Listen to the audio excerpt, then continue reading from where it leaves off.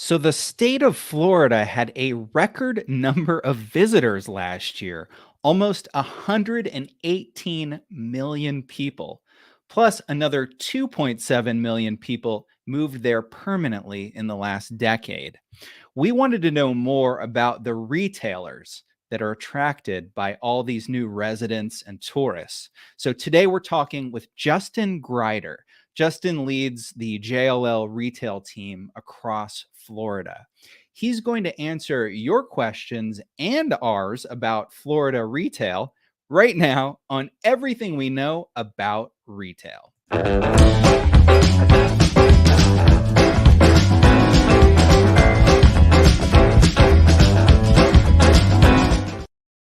Hello, my name is James Cook. I'm coming to you from Indiana, where it is cold. The last time I was in Florida, I was in downtown Tampa in November, but I'm going back to Miami actually this weekend. Very excited. Ebere Anokute is in New York. I am. And speaking of Miami, the last time that I was in Florida was for the wedding of a JLO coworker of ours in Miami back in February 2020. Awesome. And Taylor Coyne is in Los Angeles. My last visit to Florida was actually with both of you, and it was in the fall of 2019 to Miami. So it's time to get back, right? Apparently, so. Yes, it's time. Reunion? Let's go. I'll meet you there. Tell me when. This is everything we know about retail, where we tell you everything we know about retail, 3 things at a time. Well, that's what we usually do. This week, we have 20 questions about Florida retail. So let's welcome our guest, Justin Greider. Hey, guys. Hello. Hey, Justin. So Justin leads the JLL retail team across Florida, based in Orlando. Justin, are you ready to take the retail challenge? I'm ready. Let's do it. Okay. All right. The rules of the game. We have 20 questions all about Florida retail, and you must answer them all. Plus, if we have more questions from the audience, we will throw those in too. We will count those as bonus. That's right. If you're watching this live, please put your Florida retail questions into the chat right now. All right. So before we get into it, Melvin asks, are you live? Absolutely. We are streaming live. So put in your questions. So Justin, are you prepared to answer 20 questions about the state of retail in Florida?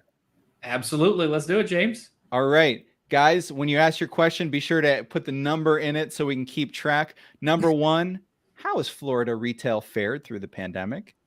It's done really, really well. We've got 2 major factors in Florida. A lot of people moved here during the pandemic, and a lot of people have come on vacation here. And both of those kinds of people spend lots of money shopping. So it's been great here in Florida. I hear you. All right. Number 2, on that note, what is drawing people to the state of Florida? Great weather, low taxes, and a generally speaking, pretty good affordability of living here. Our growth numbers are actually 3 times what they were pre-pandemic over the last 12 to 18 months now. And again, remember, pre-pandemic, we were always number 1 or 2 in the country, and most of the cities around Florida were right up in the top 5 as well. Wow. So, I mean, does that, success expand to the entirety of Florida, or are there certain markets within Florida that are doing especially well? Well, I think Miami is the market that is doing better than everything else. Gotcha. So is that 2-part question? Is that because of the type of people it's attracting that are moving there permanently, or because of the tourist? So it's both. Okay. Again, if you go to pre-pandemic, Miami's tourism was about 1/3 international. Today, it's about 1% international, and there are more people there. So the domestic tourism has exploded. Secondly, Miami is the number 1 city in the country that has had corporate headquarters relocate there in the last 2 years, and also the largest city where there have been more companies taking more than 50,000 square feet of new office space. Again, so kind of a dual factor there that is really driving that and making that market a little more exciting than even anywhere else in the rest of Florida. Okay, but speaking of the rest of Florida, going to question number 5.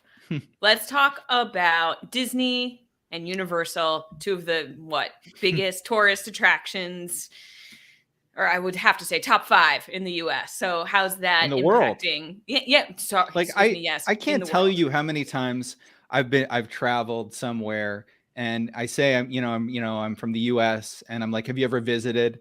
They're always like, yeah, I've been to Orlando. That's what everybody says. Yep. So, James, to that point, Disney World was the #1 tourist attraction in the world before the pandemic, and it is again. Disney World's numbers are back up to above where they were in late 2019, early 2020 when we track it. They've been doing really, really well. Universal, was in the process of expanding and adding a third park here in the Orlando market. They had put that on the shelf when the pandemic hit. They dusted that off really quick and are working double time now. They're saying that's going to open by 2025 here. That's amazing. Yeah. I mean, so question number 6, how does this prosperity impact the rest of Orlando? Does the rest of Orlando benefit from the prosperity that these theme parks are seeing? Yeah, absolutely. So, Orlando's a city of just over 3 million people. Pre-pandemic, we had about 75 million visitors a year. So that's another 1.5 million people that it drops into the city to spend money every week. And on top of that, a tourist spends about 4 times as much money per day while they're here as a resident does. So it takes a city of 3 million people and gives us an effective retail spending number that's between 7 and 8 million. So that's a huge, huge benefit for the entire city and really help feeds the tax base and everything else. All right. So, what is the best restaurant in Florida? My favorite, if you're going, is Komodo down on Brickell in Miami. Great atmosphere, great food, and a great place to hang out as it gets a great vibe into the evening. So, Justin, I'm planning to go to Brickell this weekend. So, should I make a reservation? If you can still get one, you may be too late for this weekend. We may have to hit you on your next trip down. But yeah, if you can get in there, strongly recommend it. Great time and an old JLL deal that we did a long time ago as well. Oh, there you go. Awesome. But from what I've heard, though, you've got a lot of options on Brickell right now. It seems like a lot of new restaurants are heading in that space. So you might have options if you can't get in there. Yep. Not that I a lot going on Brickell, and it's a place we joke. If you want to go to a place where it doesn't seem like there was ever a pandemic, go walk around Brickell right now. There are throngs of people going out to eat, going to the clubs, having a great time. All right. Well, on that note of, again, more people coming here. So question number 8, with all of this migration, are we seeing issues of affordability? Yeah, absolutely. So Orlando, Tampa, and Miami were all in the top 5 for rent increases of apartments in 2021, with Miami and Tampa leading that list at north of 38% year-over-year increases in rent. So you can basically figure in any major city in Florida right now, if you want a one-bedroom apartment, you're looking at a minimum of $2,000, which is an amazing change from where we were just a few years ago. Are you worried that's going to scare off people from moving there? Potentially, yes, as more of a long-term issue. Right now, it hasn't been, because the other thing that we have a ton of in Florida is lots and lots of land. And so even though those prices are going up, there's still a lot of room to expand here. And again, when you factor in the fact that we don't have a state income tax, and when people spend a little bit of time in the weather here, it's a lot more attractive than a whole lot of other places in the country, even though it may be a little more expensive than what it was. Absolutely. I mean, so you spoke a little bit about how domestic tourism has really increased over the course of the past 2 years, but as we start to see international travel increase as well, what do you think that means for the outlook for Florida markets like Orlando, Miami, Tampa, and Naples? Yeah, we think it's scary good, right? So again, when you look back pre-pandemic, you had a third of the traffic in Miami was international. They have more people coming there now with virtually no international travel in 2021. So again, that should make it pretty easy for us to be 30 to 50% over what they were, because again, we expect to see the same kind of revenge shopping from folks internationally coming in that we did before. Again, you look at, Orlando and the rest of the state aren't as drastic as that, but it still runs between kind of 9 and 15% in our other markets. And again, it's been close to zero. So when you got a Disney World, who again is at capacity without any international tourism, you see why Disney's working to add more parks. Universal's adding another park. The convention centers are all trying to figure out how to prepare for the ramp back up there, and hotel construction is back in full force across the state.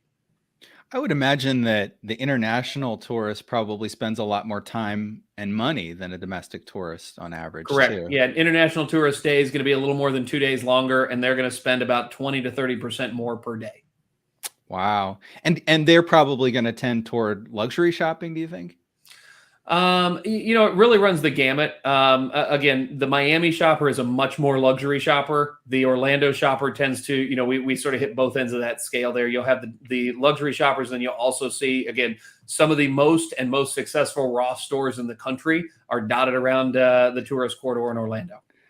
Right. I've heard that. Okay. So tell us, explain what the Bright Line is and how that might help the retail in these markets. Yeah, so Brightline is rail transportation that is now open. It has 3 stops: Miami, Fort Lauderdale, and Palm Beach. Has been relatively successful down there. It's going to be opened into Orlando by the end of this year, and so this will mean, when you guys all come for your reunion, which I'm assuming is going to be in Miami, since that's where you'd all been most recently, instead of a 3 to 4 hour drive or an obnoxious 45-minute flight that takes a bunch of time at the airport to get through, I'm going to be able to pop 15 minutes away from my house, hop onto a train. 3 hours later, I'll have a full bar, dining car, and Wi-Fi the entire trip down, and I will pop out right smack dab in the middle of downtown Miami. For all those people that live in Miami, they're going to do it coming to Orlando, and there are already plans in the work then to connect Orlando through Disney World over to Tampa. It's been a while since I've read about the Bright Line, but I remember there was supposed to be, I think, like a food hall, at least at the Miami station. Like there's a bunch of retail supposedly surrounding the stations too. Is that still all on track? And I'm sure COVID maybe screwed up a little bit of those plans. Yeah, so I think the timing and exactly what it looked like has evolved a little bit, but our team in Miami is actually doing the leasing for them on the station down there in Miami. Fort Lauderdale and Palm Beaches are a little bit smaller, but still have some retail right around them. And then Orlando, it comes into the airport and in a new transportation hub at the new terminal they built there. Lots of exciting things. And I would assume you can also take the train now to all of the different beaches in these places. On that note, what's the best beach in Florida? Hard to beat Clearwater Beach. The most sand you're going to find, and about the best sand with relatively warm water and small waves. For those of us not as familiar with the Florida geography, can you please tell us where Clearwater Beach is? Clearwater is one of the main beaches in the Tampa market. So you had about 40 minutes from the airport to get kind of across Tampa Bay and out through Pinellas County to Clearwater Beach. So if you're thinking about like beaches in general, that's the Gulf Coast. Correct. Would you say the beaches in general on the Gulf Coast are more desirable? I mean, not to everybody, but it depends on what you're looking for. If you like to surf, they're terrible because they don't have the waves that they do on the Atlantic coast. So you see it over there. But for most people, if you want to go sit in the sand, build sand castles, and splash around, again, the beaches on the Gulf Coast are much, much deeper. So again, in Clearwater Beach, you've got almost 300 yards of beaches between the dunes and where the waves break. So again, a lot of space and generally a finer sand over there that you get to walk around in as well. Wow. The nuances of Florida sand. I need to get more versed on that. Move to Florida, spend a few years here, and you will know these differences. Exactly. I need to up my Florida game. But listen, we know that retail follows rooftops, obviously. So with all this prosperity that we're talking about, all the consumer base growing so rapidly, are there any new retailers that have entered the Florida market that you've seen? Yeah, we're seeing a huge influx of new retail concepts into Florida. And basically, I think retailers across the country for the last 2 years have seen if you want to grow, you got to go to Texas and you got to go to Florida. Again, we've had the sort of the same demographic things driving both trends there. We're seeing a huge influx of restaurants and quick service concepts. Primarily in the chicken category. I think we counted there are 7 new chicken QSR concepts that have come into Florida since the pandemic started. There's also been a huge influx of restaurants from Chicago, New York, and even a handful from the West Coast. Again, folks feeling like they don't know what the time frame for when their tourism and business districts are going to respond. Miami's a pretty good story for all of that right now. What the chicken concepts that are coming in, is it a variety or is it more like lots of different variations on the chicken sandwich? Do you have, I'm assuming Raising Cane's is probably one of them. So you got chicken tenders, you probably have wings. Yeah, so it's sort of across the board, like you said there. We've got, again, Raising Cane's, that's all chicken tenders. Chicken Guy, which is Guy Fieri's concept, open. Bojangles is coming back into the market. Slim Chickens is opening up in the market. Again, so a lot of variations on that. Chicken sandwich, chicken tenders. Really trying to come in and challenge, one of the markets that Chick-fil-A has just taken a dominant position in over the last few years. Is Guy Fieri known for chicken that he made Chicken Guy? Or is that just, apparently. So their shtick is, I think it's 32 different sauces you can choose from to dunk your nuggets in. Oh my goodness. Okay. I haven't eaten there, but I swung in and took a look at the location at Disney Springs the last Yep. time I was there. Seemed very popular. I mean, that's kind of one of the affordable dining options in that area. So, what's the concept, the new concept to market that you're most excited about? I think, Area 51 announced that they're going to open their first location outside of Vegas here in Orlando, right down in the tourist corridor. And I think that's probably the one everybody's the most excited about. It's something totally unique, totally different than anything else out there. And the first major entertainment concept we've had launching into the market since the pandemic hit. Yeah, I saw the news announcement that they'd closed on the land, but have they kind of made an official announcement they're actually, out there, leasing, and they've got an opening date or anything like that? We haven't heard an opening date or any details on exactly what this one's going to look like yet, but they have confirmed that yes, it's in the works and they are opening. Gotcha. Cool. Yeah, I think that's awesome. I think that's perfect for Florida. Oh yeah. Agreed. Justin, you spoke a little bit earlier about companies that have been relocating their headquarters into Florida. What sort of companies have that been, and have they been mostly relocations, or are there any that have been expanding as well within Florida that you've seen? Yeah, so the top two groups that our office team has told us, number one, it's financial services, primarily coming out of the Northeast, a lot out of DC and New York, and then tech companies coming out of the Midwest and West Coast. It really was driving that. And in Florida, we see that, the number one destination for that far and away is Miami. Tampa's seen, a good chunk of that as there's effectively more demand in Miami than there is space. Handful of those groups looking at it going, hey, Tampa's still on the water, still a lot cheaper, and still doesn't have a state income tax, so we can make that work.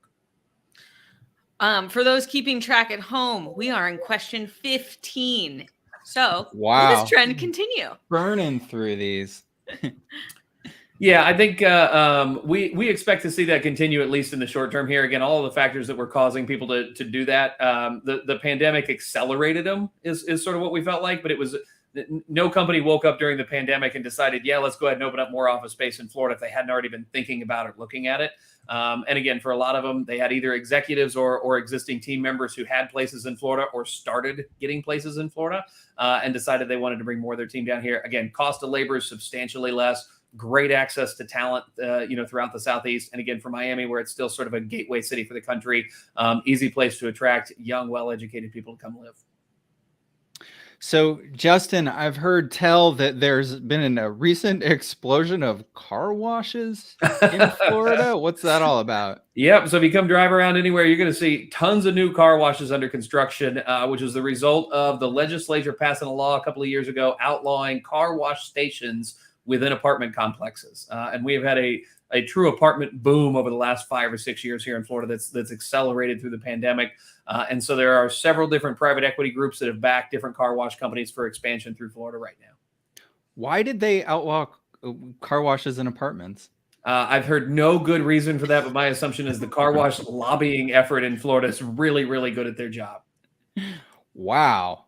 Yeah, I like not even like, oh, it's environmental, or oh, it's a quality of life, and also, was that a thing? I've never lived in an apartment complex that had a car washing station. Maybe that was a Florida thing. Sounds very Florida. It definitely was a thing, but I can tell you from my experience, they were never very busy. So I don't know if now that people can't wash their car themselves, but they can right down the street, they're going to do it a lot more. That seems to be the bet that everyone's making. I liked the car wash in the office parking lot. That to me was helpful. I can't See, comment that's about the one I used. Yeah, I thought that was great. That's my only comment. I don't get it. It seems convenient and nicer that it's not on the street, but all right. Yeah, absolutely. Well, obviously we're hearing about car washes doing so well and booming, but on the flip side of that, have you seen any retail sectors that are struggling in Florida or that are struggling throughout the country that might have a bright future in Florida? Yeah, I think entertainment's the biggest category there. Again, that was one, I think, James and I, we talked about that in 2017, 18, and 19, the way that the entertainment concepts just seem to be booming. And we're really looking at Florida, again, our combination of population growth and density with those tourists that come in to accelerate. That was great. Obviously, the pandemic really put that on hold, but we have seen them, sort of coming back out of the woodwork now and ready to move. So I think, again, we talked about Area 51 earlier being one of the examples. I think we're seeing the bowling concepts, the laser tag concepts. The biggest one we've seen recently has been the temporary immersive art exhibits. So the Van Gogh and other ones like that invite you inside of a pop-up setting to view art in a new and different way than what it's been. Which one are you most excited for? Obviously, we've already talked a little bit about entertainment, but maybe some of those art exhibits, which one are you excited for, at least maybe that's coming into the Orlando market that you can visit? Yeah, I think the art exhibits are great. I think the one we're the most excited for, because we haven't had them yet, is the putt shack and other kind of high-end indoor putt concepts. Yeah. That's one that, while they've opened in some other places, we haven't seen them in a big way here in Florida, but they're coming, and we're really excited about that. Are you a good golfer, Justin? Well, I used to be, but I have kids now, and so the idea that I go someplace fun with my kids while they're playing putt and I can eat and drink during it seems like a good time to me. Yeah. I work at a co-working space some days at a lifestyle center in Plainfield, Indiana, and they just announced a new tenant, Golf X, which is indoor. It's a bar with indoor virtual putting and stuff. Yeah. Perfect for, especially like sort of in an office / shopping area. I can see like a lot of people. You could even go on a lunch break and practice your swing there. I think that's great. Yeah, one of the restaurants in downtown Tampa, it's a British restaurant called Yeoman's. They partnered with Topgolf and are expanding their restaurant to have the Topgolf suites, which are the virtual golf inside there as a part of the restaurant experience. Same thing, right in the downtown CBD, close to the hockey arena and everything. Wow. As a kid, my favorite was always the mini golf. So I'm really excited to check out Putt Shack, which I have not been to, but is exploding. They're going everywhere right now in the U.S. They're really on aggressive growth, and the golf holes look really fun. Like they're really creative. So I'm excited about that. So Justin, I think kind of the Florida story to a certain extent has been, other states have had a lot of restrictions through COVID. Florida, not so much. As these restrictions go away, I mean, California has said they're going to be lifting their mask mandates. And New York, other places doing the same. Does Florida now lose its distinction? Does anything change? No, we don't think so, because Florida was booming pre-pandemic, right? So when that was when all of those restrictions didn't exist, Florida was still, either number one or number two place people were moving into, and the number one tourist destination in the country. Again, as we talked about earlier, we're just now starting to see international visitors come back. We expect the second half of this year for that to be in a big way. The other big thing that has been non-existent in Florida has been our convention business. Again, that was one that really got wiped out. That's a huge chunk of our business that has historically in Orlando driven a lot of business to the parks. In Miami, it drives a lot of that tourism in there. The convention bureaus are saying it's 2024, 25 before we're going to see the pre-pandemic numbers of people back in those convention centers again. So we've still got a lot of runway on that. Even if again our growth goes back to the pre-pandemic levels, it was still an exceptionally high level. We're going to be just fine. I love that outlook for sure. And so with that brings us to question 20, our last question for you. And it is, what is your favorite retail spot in Orlando? And it can't be a deal that you did. Let's just say that. With that qualifier on there, I tell you, I think it's Disney Springs. Disney is better at most things than anybody else. And I think that they proved in the way that they remade downtown Disney and Pleasure Island into that over the last few years have been fascinating. Great restaurants, great entertainment concepts, and a good place to just take the family and hang out. It's one of the places that locals from Orlando do still go and visit and see. Well, Justin, you are a winner. You just answered 20 questions plus some follow-ups. We'll send you your trophy, your virtual. It's an NFT, actually. It's going to be worth millions someday. But are you up for a few more follow-up questions? Yeah, absolutely. Whatever else we got. Well, I want to talk a little bit about downtown Orlando, because that's sort of like, people used to visit downtown Orlando, when, maybe like 20 years ago, people would go to Disney and maybe the parents would go to downtown Orlando it as sort of a nightclub. What's the scoop on downtown Orlando now? Well, I think unfortunately downtown Orlando got really whacked hard by the pandemic. Ahead of time, as you said, 20, 30 years ago, downtown sort of lived on the tourists coming here. Well, that was when Disney first opened downtown Disney and Pleasure Island and basically zapped that market away. And so Orlando had spent sort of 15 or 20 years redefining itself, really done a great job of bringing some good restaurants, a ton of apartments, and making it more of a 24/7, 365 kind of city instead of a 9 to 5 during the week. Most recently with Creative Village opening, right outside or on the edge of downtown where the old basketball arena was, and UCF opening their campus there, everybody was really excited about all of that. Well, of course, that happened in like August and September of 2019. So right as everything was coming on board, it all got shut down and put away. So it's been sort of a double hit to Orlando, that you had this huge thing that was supposed to drive all the new growth everybody had been waiting on, that then just disappeared. So as that's coming back, we think that the market's going to recover. But again, downtown Orlando got hit a lot harder than most other places did. Have you been? I know. Are your offices still downtown? We are. Yep. Yeah. Are you? How often do you get there? So we're here full time, and we have been really since July of 2020. We were sort of one of the shortest breaks in the entire country, and that's as people have talked about going back to the office. It's kind of the second half of last year and into this year. We've all sort of laughed and been like, man, we've been back at the office. We literally moved offices 2 times during the pandemic. So I'm in my 3rd office since February of 2020. Oh, something else I want to ask you about is there's this new master plan community called Lake Nona that I've heard a lot about, that I'm actually going to be coming out to visit in a couple of weeks. Tell our listeners, viewers, a little bit about that. Yeah, so Lake Nona is a huge, huge success story, both for the city of Orlando and I think for Tavistock Development, who's built it out over the years. They control several thousand acres of land, kind of southeast to the airport there. And during the financial crisis and the downturn that followed, they made huge investments to create what was kind of a medical city. So there are 3 hospitals down there now: Nemours Children's Hospital, a huge VA hospital, and then a new hospital that's being built for the UCF College of Medicine. UCF's College of Medicine got built there. UF has a big research facility there. So they drove sort of the demand side of it first, and then have built just a booming residential community. And now we're coming back through with the next phase. That's their town center, where they have built some of the neatest and most exciting sort of mixed use retail. And again, a great area that looks like it came out of cow fields, because it actually did, where you've now got multiple hotels, office buildings, and retail, all centered around, a lot of great public spaces, all with stacked parking to keep it a very urban feeling environment, and some new apartment complexes they built down there, again, that are great because they give you that urban lifestyle without some of the pain that comes from being in a downtown. Yeah, I can't wait to check it out. It looks really cool, all the photos and videos that I've seen.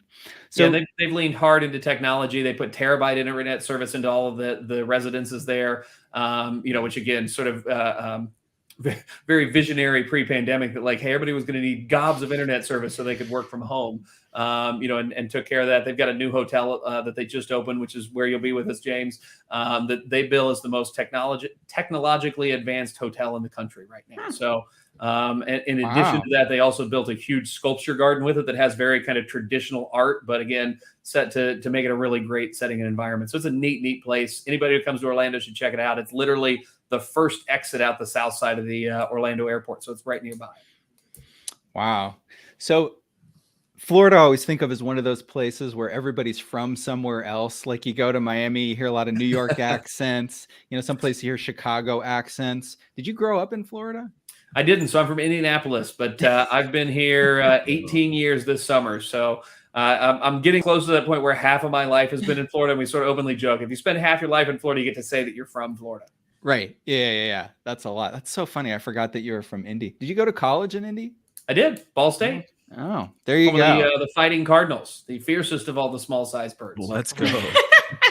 Well, the best, and this is a total tangent, is my wife for a while when we lived in Arizona worked at Scottsdale Community College, and I think they're Santa Cruz is Banana Slugs. Banana Scottsdale Slugs, Community College is I think avocados or something like that. Oh shoot, now I forget. All right. Something crazy. It was like like this college started in 1969, 1970, and they let the students vote on what the mascot was going to be.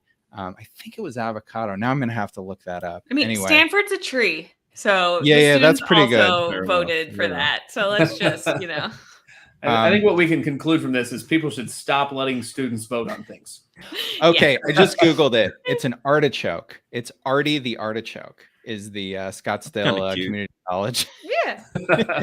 It's adorable. Right, sort right. of. Well, if it makes you feel any better, James, I also did my MBA here in Orlando at Rollins, which is the home of the TARs, which no one knows what a TAR is, but apparently that is a nickname for some deep water sailors. And again, how and why that got picked, totally beyond me, but great college right in the middle of Winter Park. Awesome. So Justin, you did it. You met and exceeded the Florida Retail Challenge. So thank you. We're going to have you back again at some point to kind of catch up. Maybe a year from now, let's find out how the international tourism is picked up. That would be a cool conversation. But thank you so much for joining us today. Absolutely. Great talking to you guys. Can't wait to see you. Thanks, All Jeff. right. Later. So for all you folks out there, I wanted to let you know we've got a new episode of Where We Buy coming up. This is our audio podcast where we do really in-depth interviews. It's all on RFID tags. This is the episode that's going to be dropping later this week. Really quietly revolutionizing retail, this RFID technology. Totally worth checking out. Just listen, search for Where We Buy on whatever podcast app you use, or you can go on the web at wherewebuy.show. Absolutely. And if you enjoy this show that we're doing right here, please be sure to hit the subscribe button on YouTube and also click on the little bell icon so that you're notified every time a new show drops each week. You can also follow the JLL retail page on LinkedIn. We will be back next week. New episode is next Thursday, 9 a.m. Pacific, 12 p.m. Eastern. And don't miss it. We will have special guest Michael Hirschfeld telling us all about international cross-border retail. You can find that on everythingweknow.show or on the JLL Retail LinkedIn page. Absolutely. Okay, so Taylor, tell me, which Publix is the most productive on a sales per square foot basis in Florida? I am so glad you asked about my favorite Florida grocer. I'll tell you all of it next week.